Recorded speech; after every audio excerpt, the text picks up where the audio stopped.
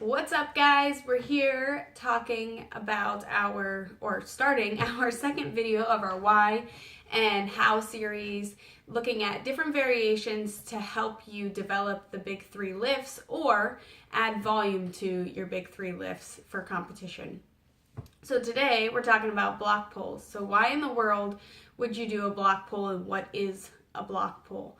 Well, the purpose of a block pull, it actually has a few benefits to implementing it into your program. Number one, if you are feeling tight in your hips and your back and you don't have the mobility to go all the way to the ground, you can put in block pulls so that you're still training the movement, still getting the posterior work out of it, without jeopardizing your back and your hips. It doesn't have to be the be-all, end-all of your program. You may not be doing block pulls every week, but you can at least substitute out so you can still train the movement. The other reason is actually the reason I use block pulls. So I have a tendency to lose tension once I get off the ground in my back, in my hamstrings, and especially in my lats, causing me to round forward. So I'm going to use block pulls to train my ability to maintain that tension throughout the movement further off the ground. So once I come about 2 inches off the ground, I start to lose that tension. So anything higher than that, if I'm going to train it, it's going to be using a block pull or a rack pull to spend more time in that area, and I can build strength over time. And then again, the third reason to use a block pull would be to add in the volume so that you are getting more time just spending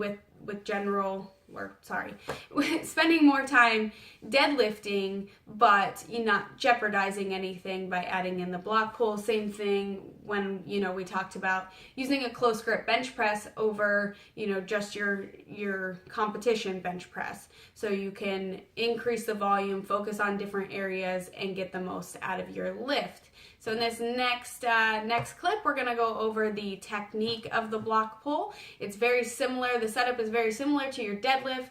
The big difference is your hips aren't going to be as low because you're looking at a different point in the deadlift. Think of the weight is already off the floor, so it's going to be higher up. Your shins are already going to be into the bar. So I'll allow these next two clips to go through that and just check it out and let me know what you think. Feel free to post any questions below. Happy to help and give answers. Alright, so let's break this down. You're going to line up with the bar just like you would your normal deadlift. You just don't want to drop your hips down as far because you're not pulling from the ground.